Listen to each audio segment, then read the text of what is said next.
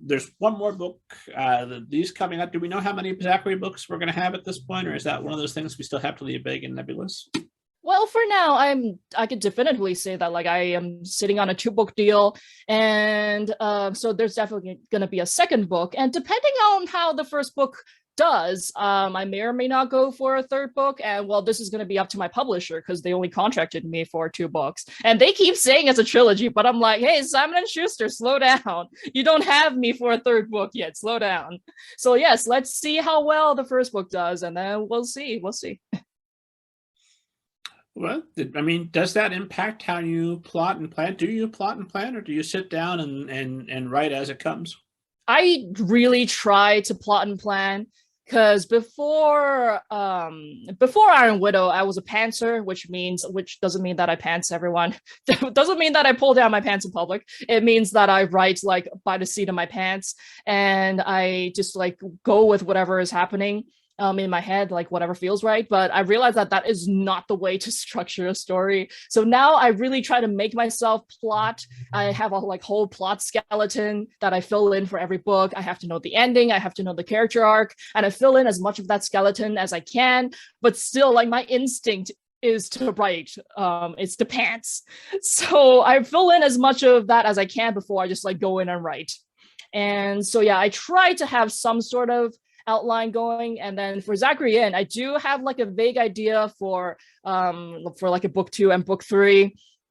Well, definitely I have a pretty strong idea of book 2, but and I have a vague idea for book 3 and like the overarching story arc and character arc. So yeah, I do try to have that. At least I have to know the ending, and then I have to know how the protagonist will grow. So only then can you write a story with momentum, because you have to know where you're going to like know the most efficient route toward it. You know what I mean? Well, do you find that I know this has happened to me, and it's happened to a number of authors I've talked to, that I will sit down and I'll make something of a plan. It's always a very loose outline, but then the character will say, no, yes. Yeah, that's why I don't feel as bad when I can't really fill in my plot skeleton, because I know that things are going to change once I actually start writing.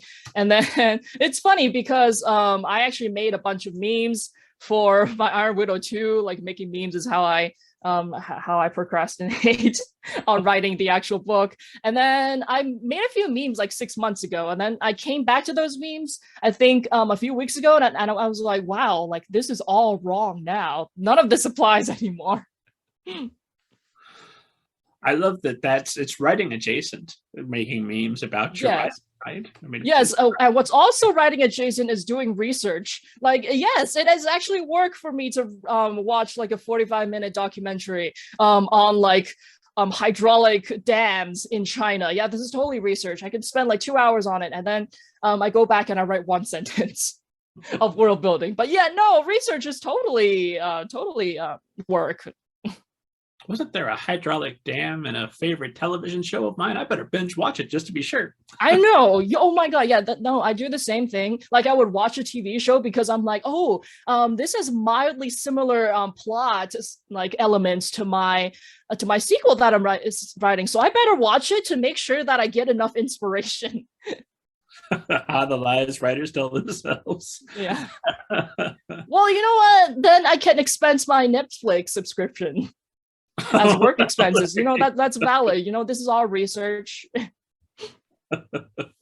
Every book you ever buy till the end of time, that's all research. It's true. You can expense, as an author, you can expense all of your books because, you know, they are considered it's work.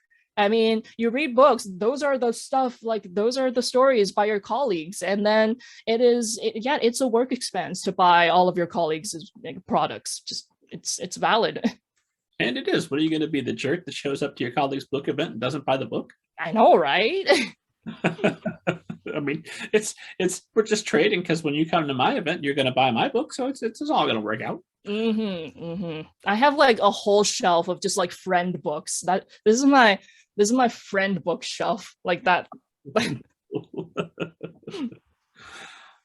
I fortunately, one nice perk about hosting a show like this is people send me all the books I want to read for free. Oh, how wonderful. Oh, I know, right? I'm rolling in the books. It's a I nice. know.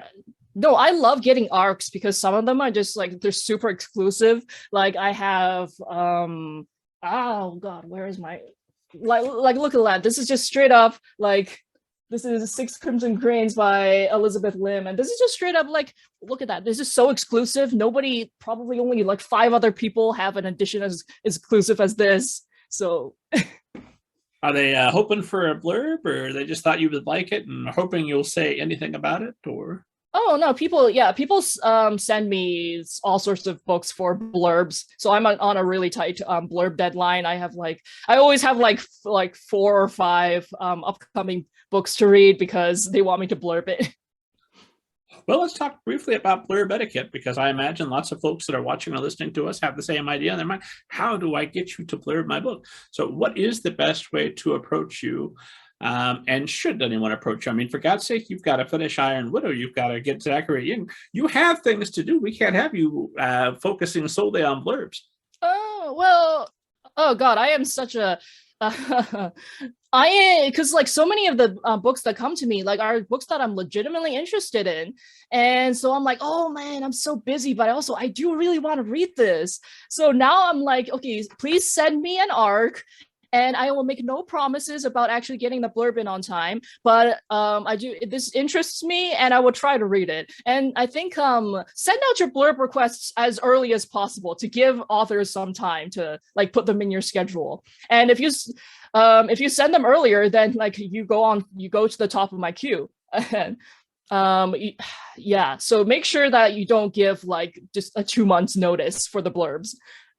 Give more than that. And also, I don't really care how you come to me. Like some people have come to me through Twitter DMs. Some like will have a whole formal thing where they're like their publisher writes a letter and then sends it to my agent, and then my agent like does the whole like exchange with like email addresses and stuff. It doesn't really matter to me. Just like if your concept interests me, then I am open to like reading your arc. But whether or not I have the time to read, it really depends on how much advance notice you give me.